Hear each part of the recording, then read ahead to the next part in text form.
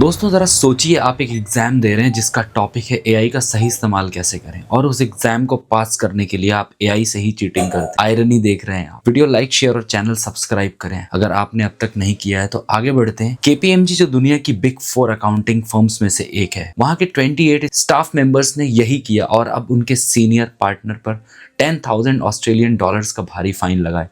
लेकिन दोस्तों ये सिर्फ एक चीटिंग का केस नहीं है, ये एक बहुत बड़े सिस्टम फेलियर और डेटा सिक्योरिटी रिस्क का इशारा है। आज के वीडियो में हम बात करेंगे कि कैसे कॉर्पोरेट दुनिया में एआई का ओवर रिलायंस अब खतरनाक होता जा रहा है। क्या एआई हमें ज्यादा प्रोडक्टिव बना रहा है या हम अपनी इंटीग्रिटी और क्लाइंट का प्राइवेट डेटा दोनों दाव पर लगा रहे हैं। ऑस्ट्रेलिया में केपीएमजी के एम्प्लॉइज ने इंटरनल ट्रेनिंग एग्जाम के दौरान ट्रेनिंग मटेरियल्स को एक्सटर्नल एआई टूल्स में अपलोड कर दिया ताकि जल्दी आंसर्स मिल सके। Result policy violation. इन सभी 28 लोगों को दोबारा टेस्ट देना पड़ा और भारी फाइन्स भरने पड़े।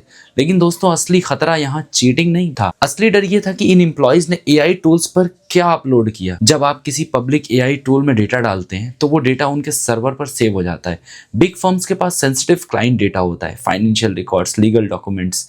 अगर ये लीक हो जाए तो ये सिर्फ एक कंपनी का नहीं बल्कि पूरे देश की इकोनॉमी का नुकसान हो सकता है। ये कोई पहला केस नहीं है। फाइनेंशियल टाइम्स की रिपोर्ट के मुताबिक डेलॉयट, पीडब्ल्यूसी और ईवाई ये सभी पिछले कुछ सालों में मिसकंडक्ट स्कैंडल्स में फंसे हैं।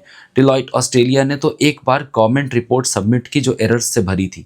बाद में उन्होंने माफी मांगी और एडमिट किया कि वो रिपोर्ट एआई ने जनरेट की थी। सोचिए, एक इतनी बड़ी फर्म गवर्नमेंट काम के लिए एआई पर इतना ब्लाइंडली रिलाई कर रही है। अब सवाल ये उठता है, क्या एआई यूज करना बंद कर देना चाहिए? ऑफ कोर्स नहीं। कंपनीज स्मार्ट प्रोडक्टिव के नाम पर डाउन साइजिंग कर रही है, रिसर्च स्पीड अप कर रही है, लेकिन अब डिटेक्ट करने के नए तरीके भी आ गए हैं। आजकल सॉफ्टवेयर आपके writing patterns, copy paste behaviour और यहाँ तक कि टाइपिंग रिदम को ट्रैक करते हैं। अगर आपका सबमिशन एकदम पॉलिश्ड है लेकिन रियल टाइम इंटरव्यू में आप वो कॉन्सेप्ट एक्सप्लेन नहीं कर पा रहे तो वहाँ रेड फ्लैग रेज हो जाता है। कंक्लूजन ये है दोस्तों कि ऑडिटिंग, लॉ और मेडिसिन जैसे प्रोफेशंस इंटीग्रिटी पर टिके होते हैं।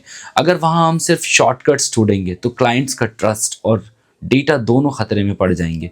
ऑस्ट्रेलियन सेनेटर्स अब एआई के लिए सख्त रेगुलेशंस की मांग कर रहे हैं। आपको क्या लगता है, क्या एग्जाम में एआई यूज करना हमेशा गलत है या ये पुराने टेस्टिंग मेथड का फेलियर है? कमेंट में जरूर बताएं। सब्सक्राइब करें ऐसे ही इंपॉर्टेंट अपडेट्स के लिए।